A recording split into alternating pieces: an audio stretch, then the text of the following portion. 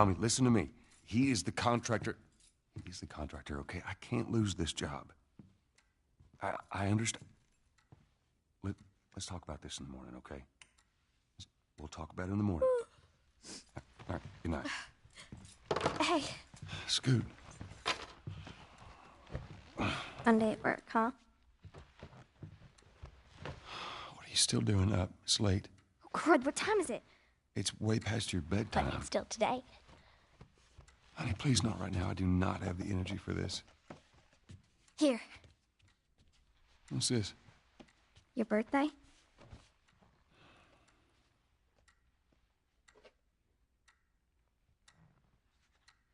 You kept complaining about your broken watch. So I figured, you know. You like it? Honey, this is... It's what? Nice, but I think it's stuck. It's not... What? No. Oh, ha ha. Where did you get the money for this? Drugs. I sell hardcore drugs. Oh, good. You started helping out with the mortgage, then. Yeah, you wish.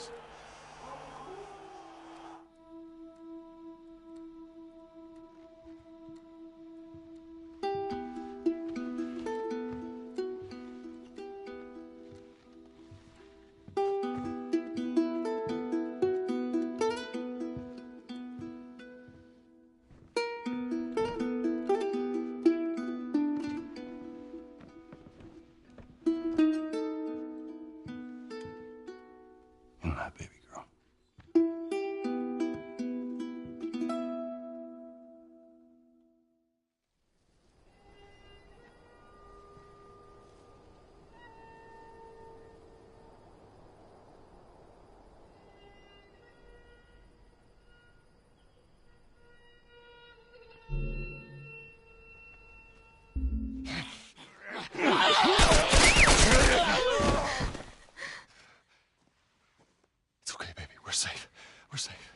Hey, we need help. Stop! Please. It's my daughter. I think her leg is broken. Stop right there! Okay. We're not sick. Got a couple of civilians on the outer perimeter. Please advise. Daddy, what about Uncle Tommy? We're gonna get you to safety and go back for him, okay? Sir, there's a little girl. But... Yes, sir. Listen, buddy, we've just been through hell. Okay, we just need... Shit.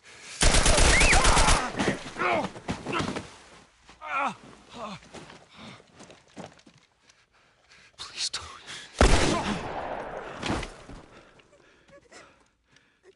Oh, no. Sarah. Move your hands, baby. I know, baby, I know. God. Listen to me. I know this hurts, baby. You're gonna be okay, baby. Stay with me. All right, I'm gonna pick you up. I know, baby. I know it hurts. Come on, baby. Please. I know, baby. I know. Sarah. Baby. Don't do this to me, baby. Don't do this to me, baby. Come on. No. No. No. No. No. Please. Please. Please. Please don't do this. Please.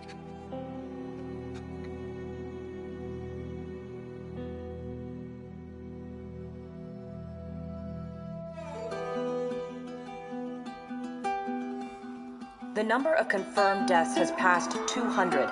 The governor has called a state of emergency. There are hundreds and hundreds of bodies lining the streets.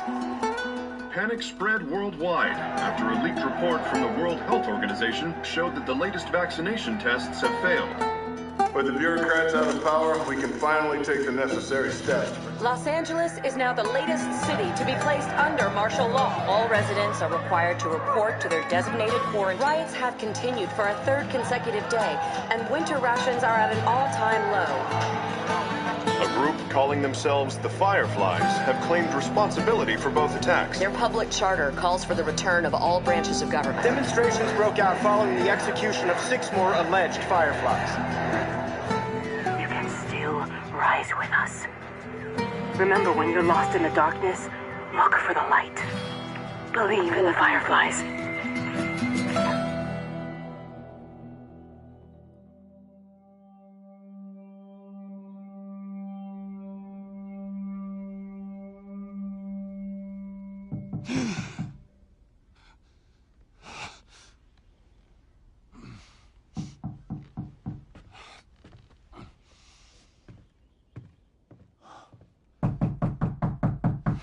I'm coming.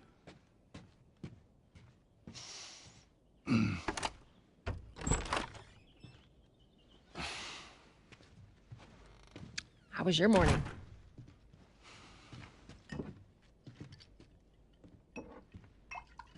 Want one? No, I don't want one. Well, I have some interesting news for you. Where were you, Tess? West End District. Hey, we had a drop to make. We had a drop to make. Well, you wanted to be left alone, remember? So I'll take one guess. The whole deal went south and the client made off with our pills. Is that about right? Deal went off without a hitch. Enough ration cards to last us a couple of months, easy. You want to explain this? I was on my way back here, and I got jumped by these two assholes, all right? And yeah, they got a few good hits in, but... Look, I managed. Give me that. Are these assholes still with us? Well, that's funny. At least find out who they were. Yeah, look, they were a couple of nobodies. They don't matter. What matters is that Robert fucking sent them. Our Robert. He knows that we're after him. He figures he's gonna get us first. Son of a bitch, he's smart. No. He's not smart enough. I know where he's hiding. Like hell you do. Old warehouse in Area 5. Can't say for how long, though. Well, I'm ready now. Yeah? Oh, I can do now.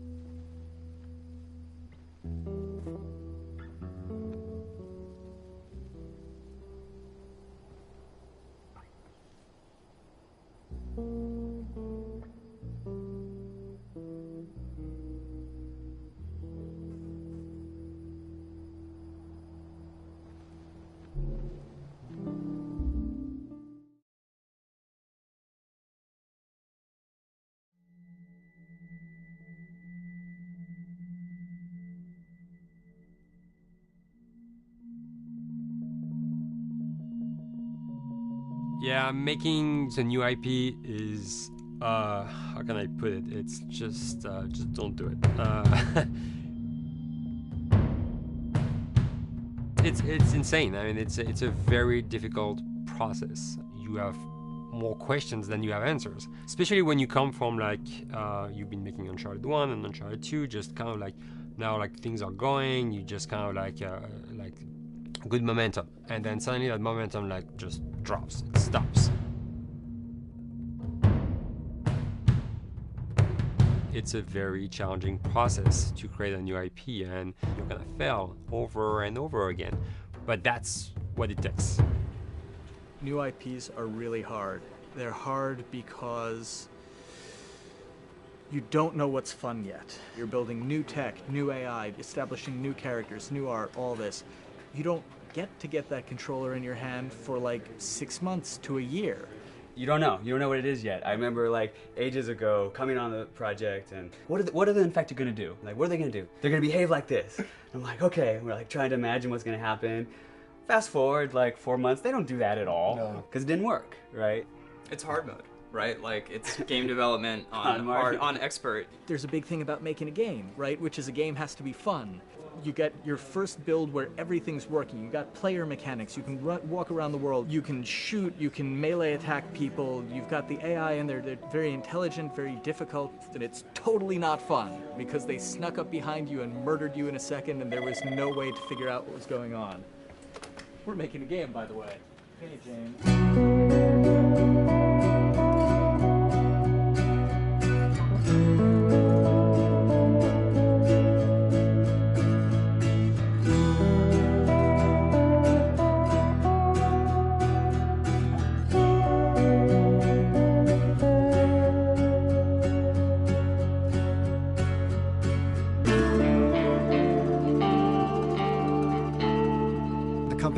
Quite a bit since I started. I think I was the 12th employee or something back when we got started, but we've tried to stay true to those smaller studio roots. I've been here for 16 years. There's just no reason to leave. I just I just like the environment here. It's very non-corporate. I think the way we work on Naughty Dog is kind of special because we don't really like hierarchy or bureaucracy, and no one is really just a manager here. Naughty Dog has a very flat structure. We pretty much all report to the co-presidents and the game directors. I always tell people when we hire them, just like, my job is going to be able to trust you, and that's what I want. I want just to give you something and you go with it, and I know it's going to get done. We believe in iteration, we believe in collaboration, and we believe in the people making the game working directly with each other. When we have designers and artists, animators all mixed up, anybody that's working on the same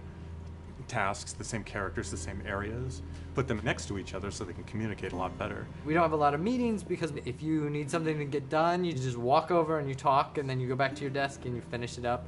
And I really like that. I like when I just walk in the office and I see just designers talking with the programmers or programmers over the animators and talking to them. I think that's when really the magic happens. Naughty Dog, we really try to cultivate a culture where anybody can criticize anybody else's work. And we encourage people to be blunt about it and not try to sugarcoat it too much. It takes too long to be nice sometimes. It's not personal. It's based on more like how can we make a better game. We want everybody to have a voice. We want to cut out all the bullshit if we can, making sure that people are making decisions not based on ego, but what is going to benefit the game. When you see that people trust your opinion and that they value it, it's such a great feeling. You really feel like you're working as a team on a collaborative effort. We want to sort of remember where we came from and you know why we were successful then, and try to continue that success now. We make games. That's what we like to do. Back when Uncharted 2 wrapped up and we decided that we were going to build the second team and create a new project, we kicked around a lot of ideas. One of the very earliest ideas was to go back to Jak and Daxter.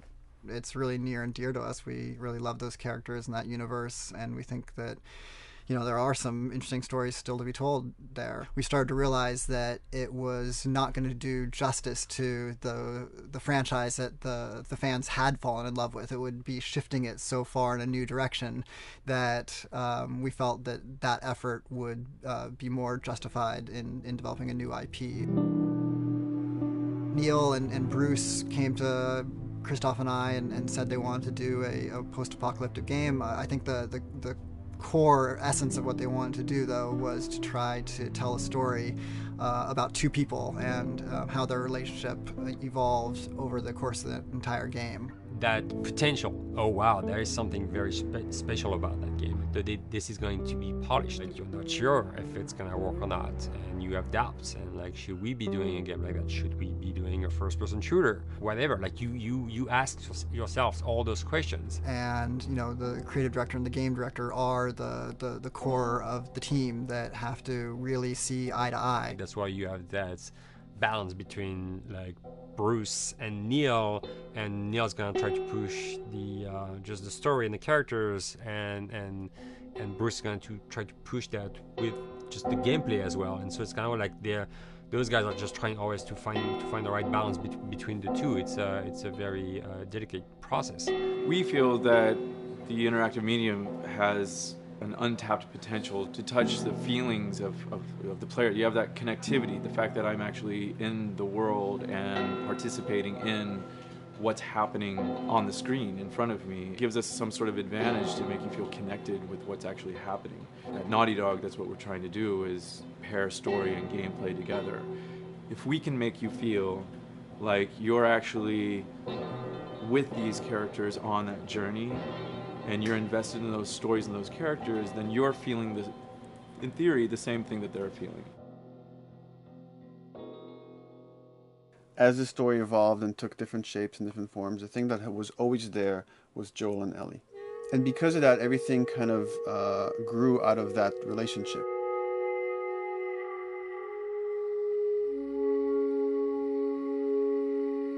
We've seen kind of that role of the anti-hero change, especially over the last 3 to 5 years, to where before it was like the thick-neck mercenary kind of guy. For this game specifically, for this story, we needed something new.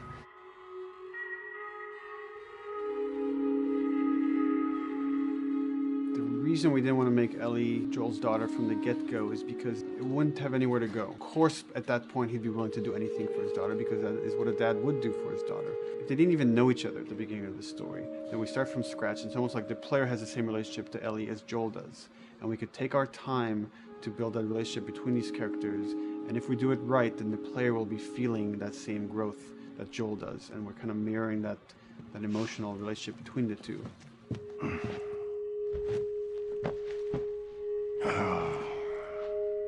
What are you doing? Killing time. Well, what am I supposed to do? I am sure you will figure that out.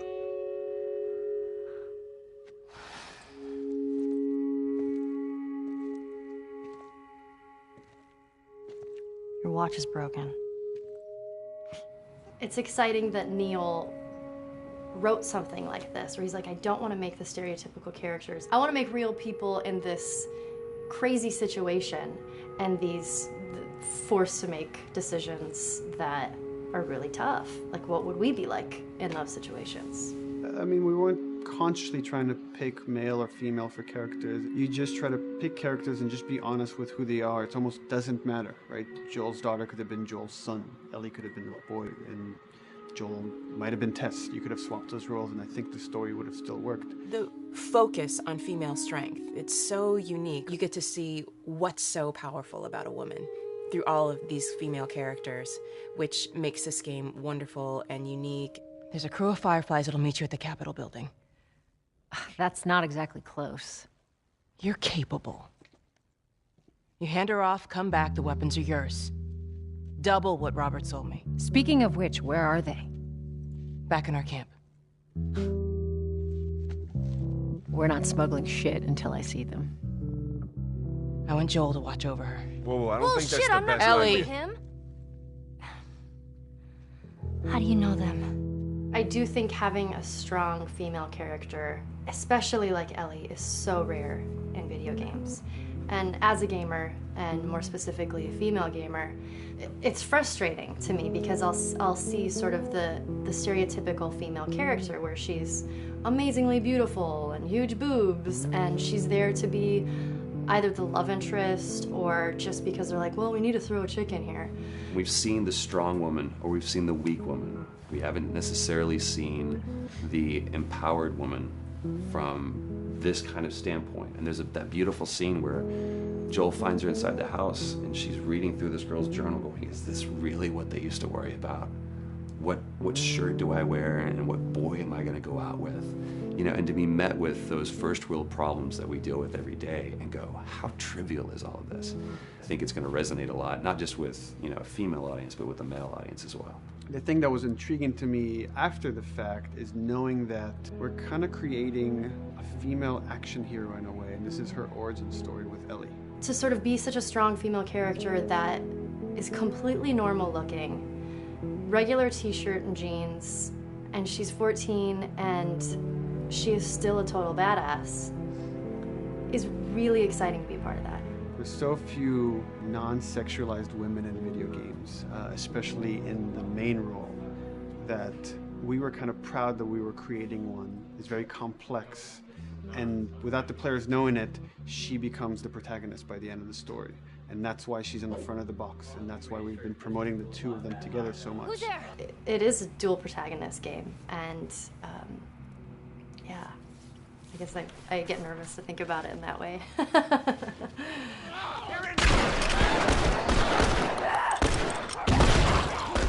We couldn't talk about it. In fact, in interviews we've been lying about it, saying you never play as Ellie because it was so important for that to be a surprise.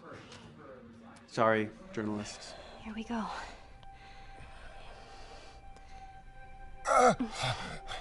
Sorry. Hold on. That's it.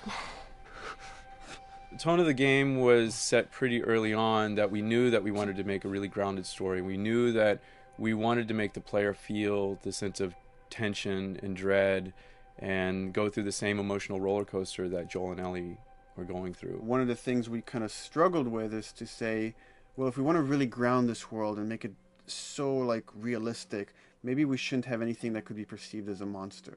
Maybe like by just having an infection that just killed people, and it's all about humans and how they deal with this post-apocalyptic society and how different people decide to survive. Maybe that would be enough. And what we realize is because we're making an action game, a lot of the storytelling happens on the joystick. And once we remove the infected, it's like all of a sudden now we can't tell the story through gameplay of what happened to the world. And that's where we kind of went back and kind of brought the infected back in, because it lets you see, once you're fighting them, the threat that people had to deal with, that otherwise would just be very cerebral and people could talk about it, but you couldn't necessarily experience it yourself. In a novel, that might work. In a game for us, specifically an action game, it didn't work. And from there, when we start kicking around those ideas, and we're just like, what would be cool just to play? The early inception for it really came from a BBC video we saw called Planet Earth, where they were talking about a cordyceps fungus. This cordyceps fungus gets inside of the brain and controls these ants, and mandibles start chomping, they grow up to higher areas, cordyceps fungus sprouts out, and then it germinates. And essentially uses them to spread its infection and take over whole colonies, sometimes wiping them out. As soon as we saw it, we were intrigued by the idea of, what if it jumped to humans?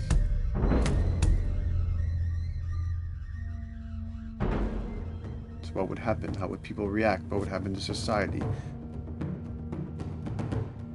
As we're trying to develop the look of the infected, we went through so many different iterations, some that looked really alien and subhuman, some that looked just essentially like zombies, and we couldn't find like an original place for them. But one of our artists just did this kind of photo mashup where he took a bunch of images of diseases or images of fungal overgrowth, and he kind of mashed it all together and he threw it on this person. It was a very iterative process, making sure that the fungus felt properly integrated, like it was part of the body, growing out of the body. And not just fungus growing on the head, but it's tearing the face apart, cleft down the middle, this gaping maw of a mouth with the crooked teeth. And it's in great agony as its humanity and its brain is still somewhat functioning. Maybe you still have some human cognitive abilities or thought process back here. This isn't some decaying corpse on the ground. This is a living thing that's going to be coming after you in the world. The fungus is always the focal point. So you can see from a distance, oh, this guy's infected. I can tell straight away. In fungus, they have these beautiful saturated colors, and we really like that conscious of this something so horrific that it's going to like stop at nothing. It's relentless force of death, and yet elements of it are beautiful. It's not just about gore. It's not just about everything about it being scary, because to us it's actually scarier when things on it are somewhat benign or somewhat beautiful. It was evident that we were onto something that was quite a bit different and something that we hadn't really seen before, which was eerily human but very disturbing. And it seemed so creepy and so unique that right away we gravitated towards it, and it's like, this is our base infected. Everything should kind of come out of this look.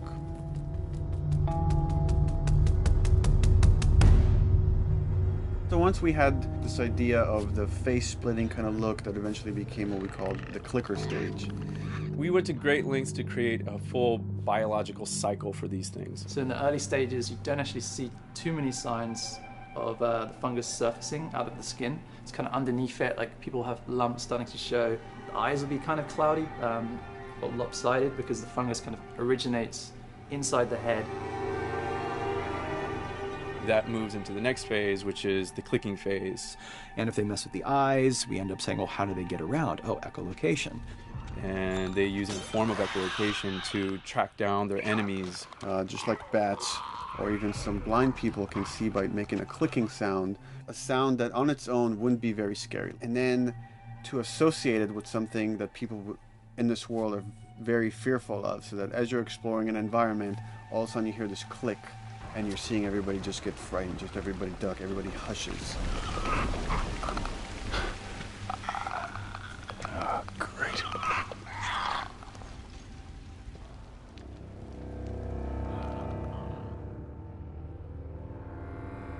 The bloater is the most severe of the stages. So large pieces of the body has been replaced by these kind of fungal plates. The fungus completely takes over the body and blooms. They're kind of covered in things that have been growing on them. Things like moss and like little life on life kind of.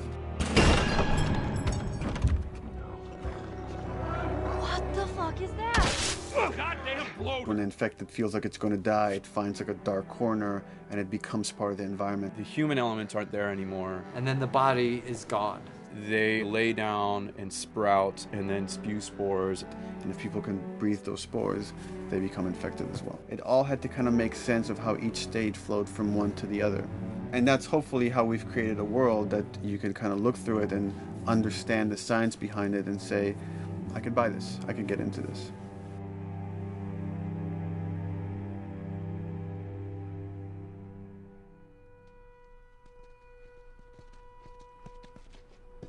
Mandatory evacuation. Evacuate to where? What do you think? Quarantine zone. See, some places got a heads up before the infection showed up. Most didn't.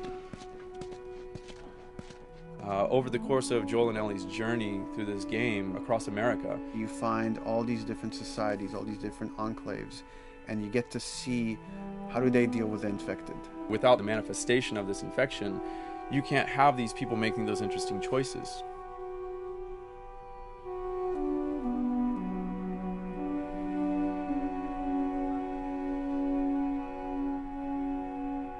The world we decided was actually its own character, really grounded with a lot of texture. What happens, after 20 years of the fall of man, when no one's taking care of anything? This book called The World Without Us describes in detail how much fighting on a day-to-day basis we have to do to keep nature back. And once you stop doing that, how quickly nature can reclaim that. As they talk about New York and how every day they pump water out of the subway system. That system breaks down. Within 2 days, the whole city is flooded. And once water gets introduced, then structures collapse pretty quickly. Trees will sprout, and wind will carry those seeds over, and gutters get clogged, and then when it rains, water fills up, and then pretty soon you have vegetation growing over there, and once you have vegetation, concrete breaks pretty easily for when there's a tree and roots breaking through that. Even some of the stuff we did on Uncharted, exploration of how temples were ruined, what if you took those ideas and put them in Pittsburgh or Boston? And obviously right when that happened, you can imagine that being pretty terrible to look at. But you think about 20 years later, and with rainwater filling up those sinkholes and then those becoming like little marshes with lily pads in them. We had this wonderful piece of concept art we developed really early on, and there are all of these wild animals that have escaped from a zoo and over the past 20 years have bred, and now they have herds roaming these cities. And that's something that tells you that life goes on and this world is worth saving.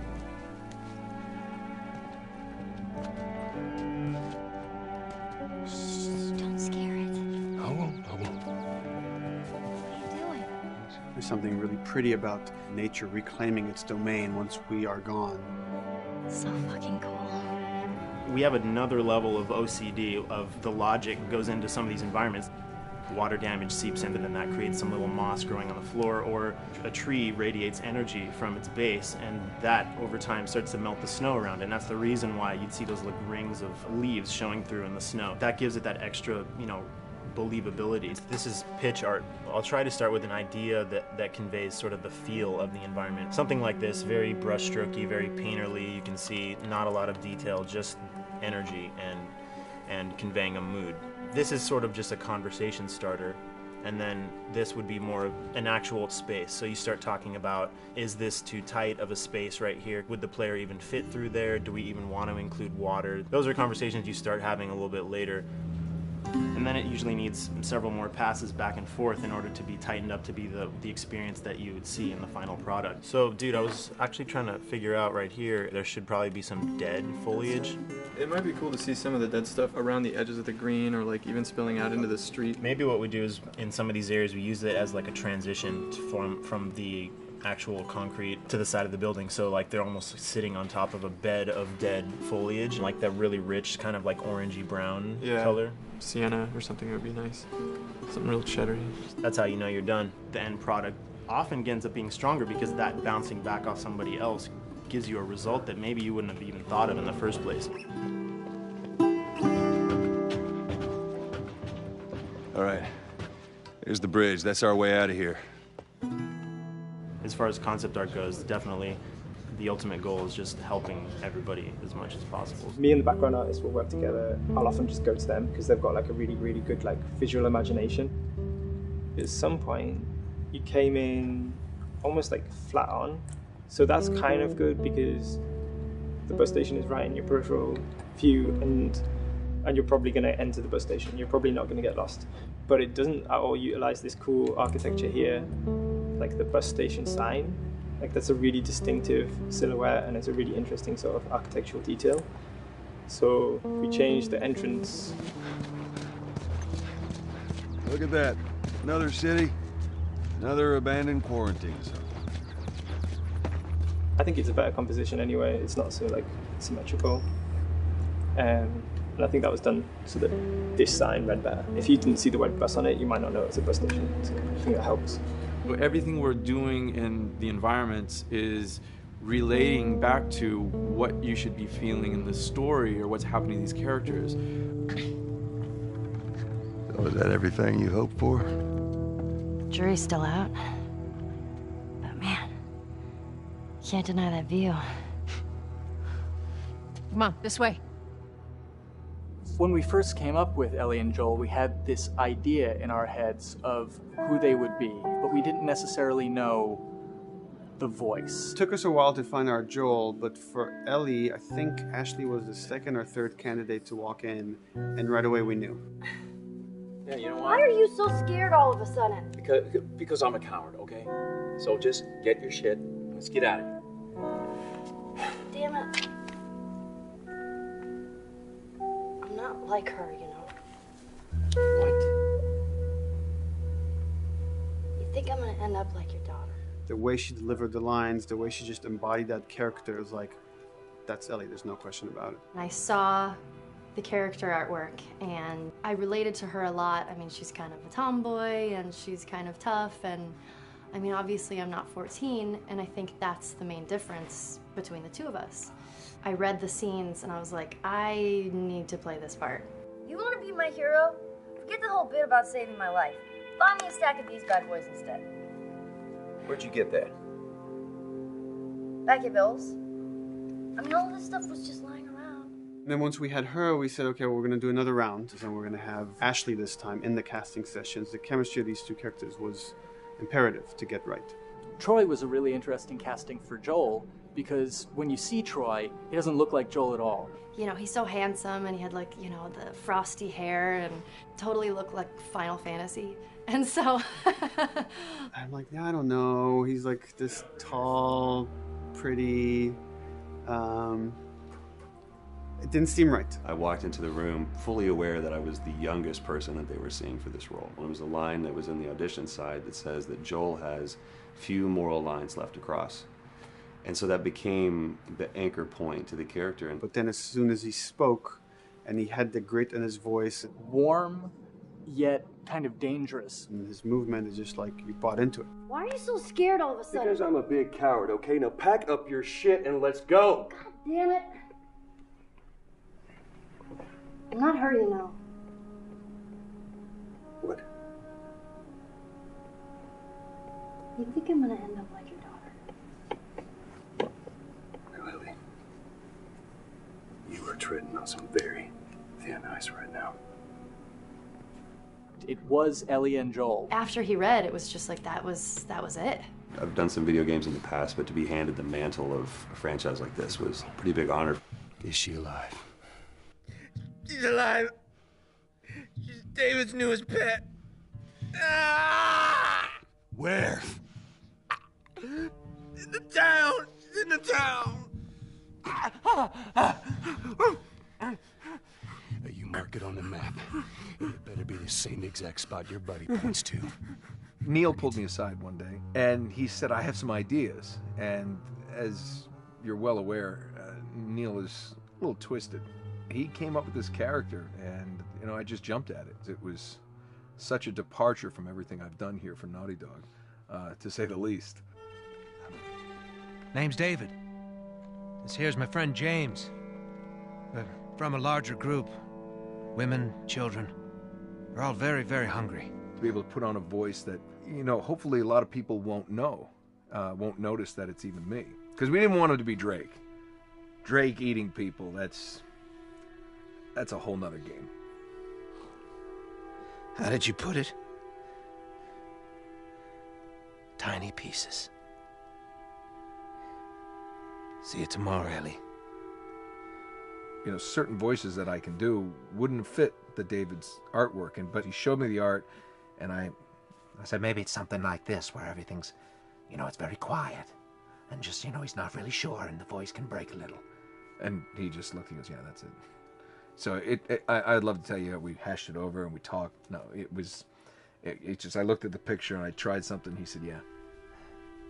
A few weeks back, I sent a group of men out a nearby town to look for food. Only a few came back. And turns out that the others had been slaughtered by a crazy man. And get this, he was with a little girl. You see, everything happens for a reason. Claire. Ashley, she brought humor to it. She just has some really great comedic timing. The way she reacts to the things around the world with a little bit of sarcasm, that teen kind of like trying to get a rise out of you. Now watch your step as you're going out, because it's going to be a little... It just brought a certain levity to the story that the story needed. You didn't even realize it needed it until she started doing some of that stuff. Oh, I'm sure your friend will be missing this tonight. Mm-hmm. It's light on the reading, but it's got some interesting photos. Now, Ellie, that ain't for kids. Whoa! How the hell would he even walk around with that thing? Get rid of that. Hold your horses. I want to see what all the fuss is about. Oh, why are these all stuck together? I'm just fucking with you. Bye-bye, dude. Throughout the course of shooting over these past couple of years, Ellie and I have kind of morphed into each other, which I know sounds so cheesy. Neil always asks, he's like, well, what would you do in this situation? I think the most important thing that Ashley brought is a sense of capability to Ellie's character that wasn't there in the beginning. The very first thing we shot involved her being pulled out of a car and attacked, and Joel was supposed to go save her. It was written that Ellie sort of was just kind of watching on the side, just waiting till he was done, and I was a little frustrated because I was like, well, if this were real life, I would do something. We did a couple takes, and at some point she walked up to me and she said, I feel like I'd hit him. So we added in a part, like, right there off the bat, she's not just this damsel in distress. Right there, she wanted to fight back from her very first day of shooting. We didn't have it right initially. She needs to be more capable than initially we thought she would be, and actually that made us go back and rethink combat and rethink a lot of the areas in the game, and now she was going to take a much more active part.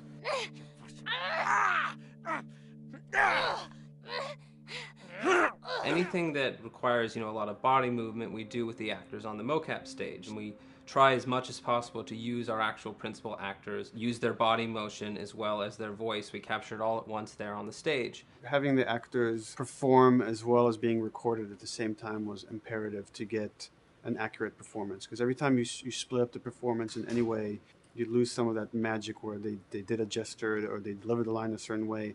And those things have to be in sync, or there's just something subconscious that's like off-putting about the performance when you don't do it that way. You are treading on some mighty thin ice here.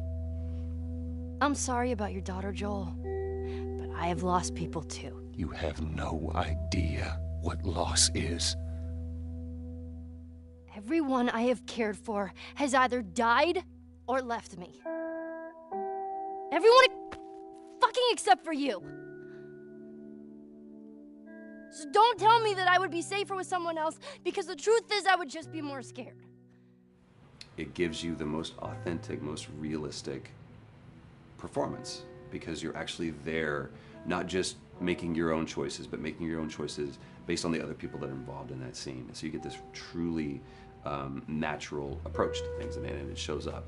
It's like theater in the round. You can do anything from any angle, and the smallest, most subtle thing we'll be able to pick up. There's no place to hide.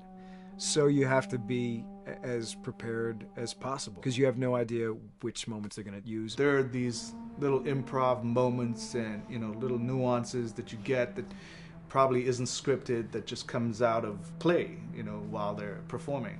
That mistake that is just blossomed into a really good idea. Did we improv on The Last of Us? Yes. Yes, we did. Doing this was a whole lot like being 5 playing in the backyard with a stick, and this is my machine gun, and, and a pine cone is my hand grenade. It's all your imagination. I'm doing the exact same shit that I did 45 years ago. I just get paid for it now. We square. We're square. And get the fuck out of my town. I don't do a lot of voiceover work, so for me it was nice to be able to work off of your other actors. I can't imagine it working any other way. I'd never done mocap before. I didn't know what to expect. The suits were crazy. Yeah, the suit gave me wedgies. Like, deep wedgies that I had to pick out with my middle finger. Too much information. Just how damn sexy I look in a motion capture suit. I look like 10-pound of sausage in a 5-pound casing in that thing, man. Once you get past the fact that like everybody else and you look like weird clown people with these little dots and stuff, once you like give over to that, it really was pretty easy to make it just feel like you're in the moment and in the scene. Everyone that was on this is a slam dunk. This isn't just another gig to them. And that creates a really cool energy for people to really start experimenting and playing jazz. Floor is yours. And action.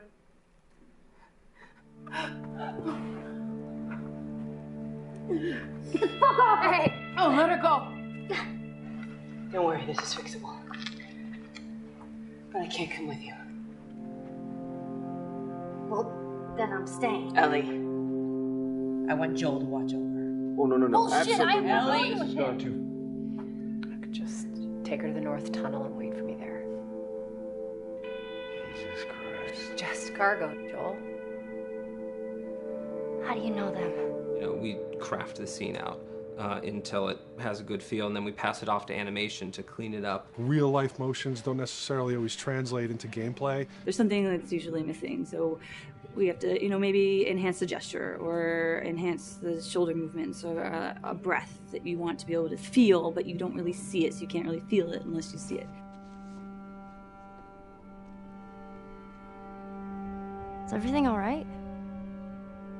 Yeah, everything's fine.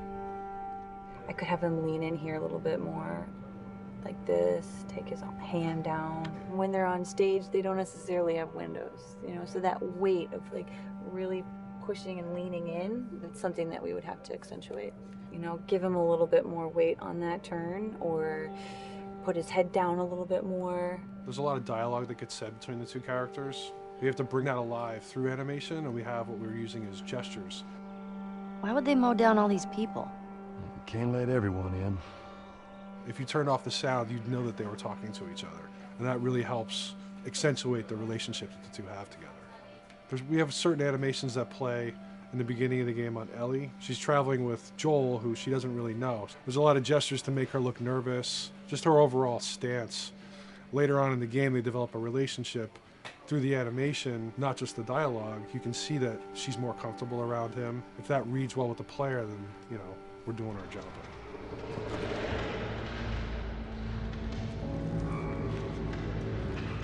We want her to look scared when she gets a gun. We want her to look scared of the gun. So if she's gonna aim, she wouldn't be like super trained aim. She would be more like some scared. But at the same time, it needs to look cool and feel cool to the player that plays. It's really just these little tiny details that we're doing, and it's coming across. It's working out well. We don't do facial capture. We don't track eye movements on stage. It's just the motion capture data. Everything that you see on the faces is hand keyed. As you can see, this is all of her mocap data. And so when I'm doing something like this, I go back and forth to the performance that she was giving, and I watch just this section over and over and over again. So this is our default face. I can make everything super extreme and make her all squinty and angry, turn her frown down. I can open her mouth, stick her tongue out. It's listen, watch. Okay, where's her mouth at this point? Like, is it open? Is she making like a grimace? About Tess. I don't even know. Here's how this thing's gonna play out. You don't bring up Tess. ever. Matter of fact, we just keep our histories to ourselves. We shoot all of it to just get the body motion, and then we'll do a second pass with the cameras. The scene's playing back on an overhead projector, but it's also playing back on a monitor that's attached to my rig. Sean and I would go to the stage and motion capture the camera, filming the scene, and so he would get a whole wide shot, a whole close-up for the whole scene. You know, you can change your lenses, you can use your standard 35, 85, 50s, whatever, all that sort of live action camera cinematography, you can apply it on stage. We make sure to go back in and add flaws. We keep the confinements of the room so the camera can't go past a certain wall, because then we have this cheated perspective. If the cameraman bumps into the wall, we keep it. You know, missing focus hits when you're pulling focus, going too close to a character and reframing, those little moments in there kind of keeps it very cinema verite. If everything was too perfect, you wouldn't be able to put your finger on it, but you'd be able to feel it. It would just feel off. It's very much about grounding it, despite having, you know, the option to do whatever we want. Being able to place the cameras anywhere we want after the motion capture gives us both advantages and disadvantages. The biggest advantage is it means that we just have to nail the best performances we can get, and the luxury is that we can always swap it. The 3D world gives you limitless opportunities with cameras and movements, exposures, all that stuff. Most of these cameras are sort of set up like real world cameras. So we have lens, we have f-stop that will create the depth of field. We have aperture to, you know, set our film back and all that stuff. A master, and then I have my close-ups, my over-the-shoulders, sort of just like a live-action production. Let's go to camera 30 at the 23.458. Then I get that kind of weird, you know, bend across his back. The closer I bring the camera, the more bend I get, which is, you know, doesn't look right. It doesn't look it looks less cinematic than if I do that, which flattens the whole thing. And I'm trying to also catch Ellie. Like if you scrub a little more, you know, catch her in the back here. So I want a longer lens and that kind of stuff. Since I've only had experience working with live action before I got into video games, it was a kind of a cool adjustment to be able to have this extra flexibility in post, to swap a line of dialogue for something different, even though that's not what the actors said at that time, and to be able to still have a close-up on them while they said it. You get to make it probably more perfect than you could ever make it in live action. How far are we gonna take as far as it needs to go. Where was this lab of theirs? Because our actors are both the voice and their body, they get to play, they get to try things, they get to work with our director to kind of come up with new ideas, or even our director will have a new idea on the spot that wasn't there in the script, but realizing when he sees it, oh, well, this would actually be better, this might feel better, and those changes all just happen organically there on the set. He could even lead straight into his thing. It's like, no shit, yep, Ty, we wanted to do that, so we rented 2 Harleys and drove cross country. Keep it pretty succinct, like we got the bikes, rode them cross country. Cool. It's shocking to me that this is Neil's first time directing. There was a specific tone and a specific approach that Neil and Bruce wanted to take with this. It just came down to there's nobody who knows the story better than you, and then there's nobody that knows these characters better than you. Why don't you just do this? He and I actually had a conversation about it. He says, I think I'm going to try this myself, and I'm not sure. Neil was fantastic. The floor is yours. Okay, so remember, you've been running away from this turret-mounted truck. If you come to this dead end, you're going to look up and see a potential way out. And action. Check it out.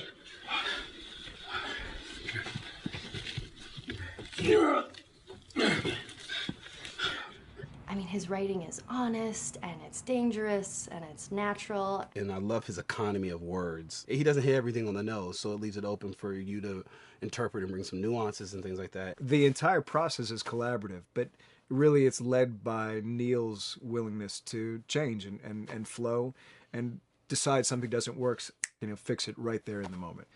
And it is something that's very foreign to the way that TV and film is done now, where everything has been micromanaged by the time you get it to the table read, and no one wants you to change anything, and everything's very precious and has been rewritten with notes from 20 people in suits, and you can't do that just anywhere in entertainment these days.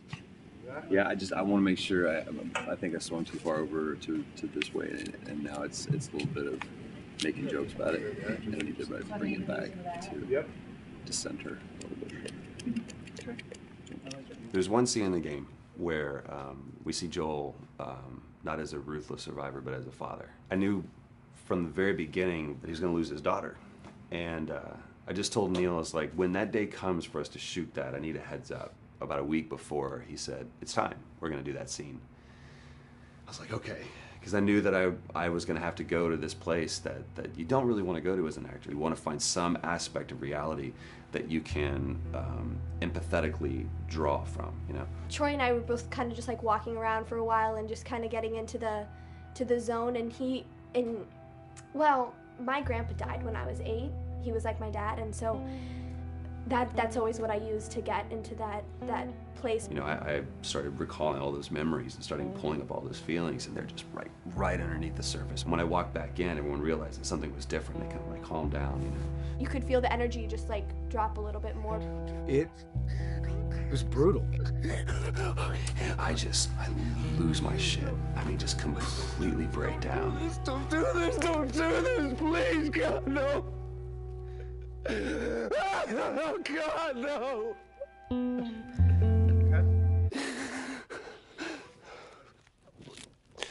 The soundstage was deathly still.